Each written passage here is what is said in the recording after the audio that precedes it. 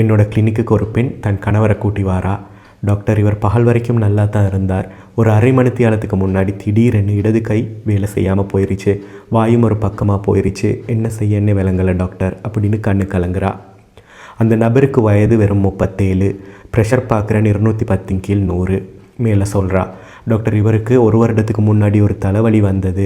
அப்போ நாங்கள் ப்ரெஷர் பார்த்தா ரொம்ப அதிகமாக இருந்தது. டாக்டர் ஒரு ஆள் மருந்து ஆரம்பித்தார், அதோட குறைஞ்சி போயிருச்சு. அதுக்கப்புறம் எப்போ தலைவலி வருதோ அப்பப்போ மாத்திரம் பிபி டேப்லெட்ஸ் எடுத்துக்குவார். இவர் ஒரு டாக்ஸி டிரைவர், இவருக்கு 4 குழந்தைகள் அப்படின்னு சொல்லி தேம்பி அழுகிறா. High blood pressure is a deadly silent killer. மிக அமைதியாக உங்களுடைய வாழ்க்கையை முழுமையாக புரட்டி போட்டுவிடும். ஒரு கிழமை மருந்து குடித்தேன் இப்போ எல்லாம் சரின்னு சொல்கிற நோய் கிடையாது ஹைப்பர் டென்ஷன். நல்லா மூளையில் ஏற்றிக்கோங்க. சில நோய்களை மட்டும்தான் கியூர் பண்ணலாம், சில நோய்களை கண்ட்ரோல் மட்டும்தான் பண்ணலாம். High blood sugar, high blood pressure இது இரண்டும் ஒரு முறை வந்தால் கியூர் இன்னொன்று கிடையாது. அதுதான் கசப்பான உண்மை.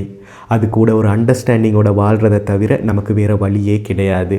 பிளட் ப்ரெஷரை முழுமையாக குணப்படுத்தணுமா, இந்த மாத்திரை எடுங்க, அந்த சப்ளிமெண்ட் எடுங்க, அமேசான் கார்டுகளில் கிடச்சி இந்த அரிய வகை மூலிகையை எடுங்க அப்படின்னு சொல்லி கேட்டு ரொம்பவே குழம்பி போயிருப்பீங்க.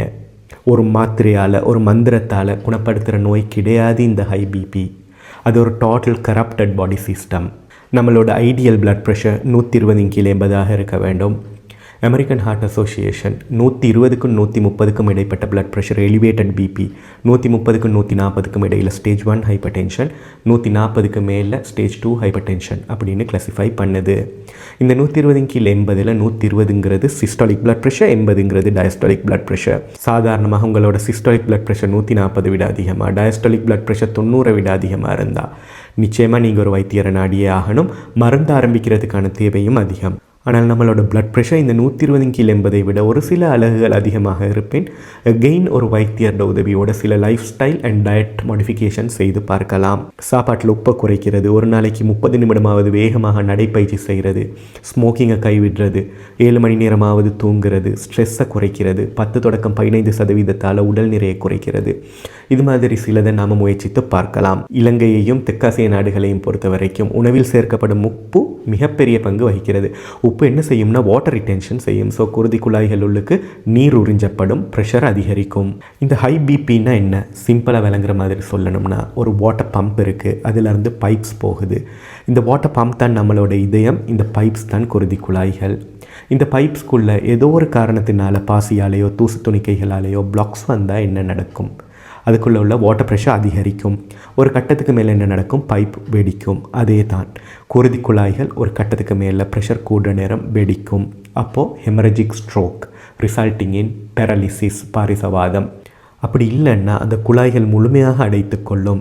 அங்கால மூளைக்கலங்களுக்கு போதிய இரத்தம் போகாது, மூளைக்கலங்கள் சாக பார்க்கும். அப்போது ischaemic stroke resulting in paralysis, பாரிசவாதம். வாஷ்ரூம் போகிறதுக்கு கூட உங்களுக்கு உதவி தேவைப்படும். இது மூளைக்கான சேதம். அதே மாதிரி ஹார்ட்டுக்கான சேதம் என்ன அப்படின்னா இந்த வாட்டர் பம்ப். நாம் A லெவல் ஃபிசிக்ஸில் படிச்சிருக்கோம், ஒரு திரவம் அமுக்கம் கூடிய இடத்துலேருந்து தான் அமுக்கம் குறைந்த இடத்துக்கு போகும். ஆகவே இப்போ அந்த பைப்புக்குள்ளே அந்த ப்ரெஷர் அதிகம்னு சொன்னால் அதை விட ஒரு கூடின ப்ரெஷரில் இந்த ஹார்ட், இந்த பம்ப் ஒர்க் பண்ண வேண்டிய நிலைமை இருக்கும். ஒரு கட்டத்துக்கு மேலே ஹார்ட்டோட மசில்ஸ் வீக் ஆகும், சோர்வடையும், வீக்கமடையும். ஹார்ட் ஃபெயிலியர் கண்டிஷன் உள்ளுக்கு நம்மளை அறியாமல் நாம் நடந்து போய் கொண்டு இருப்போம். இது ஹார்ட்டுக்கான சேதம்.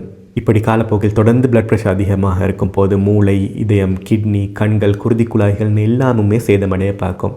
கடைசியாக நகவெட்டியால் வெட்ட வேண்டிய ஒன்றை நாம் கோடாரியால் வெட்ட வேண்டியிருக்கும். நீங்கள் ஒரு டைப் 2 டயபெட்டிஸ் பேஷண்ட்டாக இருந்தால் அடிக்கடி பிபி செக் பண்ணிக்கிறது நல்லது. அதே மாதிரி நீங்கள் ஒரு பிபி பேஷண்ட்டாக இருந்தால் அடிக்கடி பிளட் சுகர் செக் பண்ணிக்கிறது நல்லது. இந்த பிளட் ப்ரெஷர், பிளட் சுகர் 2 பேரும் அண்ணன் தம்பி. 2 பேருக்கும் முக்கியமான ரிஸ்க் ஃபேக்டர் இன்சுலின் ரெசிஸ்டன்ஸ். யார் யார் பிளட் ப்ரெஷர் செக் பண்ணிக்கொள்ளணும்னு கேட்டால் இப்போ அதுக்கெல்லாம் வயதே கிடையாது. உங்களுக்கு ஒரு ஸ்ட்ராங் ஃபேமிலி ஹிஸ்ட்ரி இருக்குமானா கட்டாயம் அடிக்கடி பிளட் ப்ரெஷர் செக் பண்ணிக்கோங்க. 35 வயதை தாண்டும் போது இன்னும் ஃப்ரீக்வெண்ட்டாக பிபி மானிட்டரிங் பண்ணுவது நல்லது. Take your doctors help.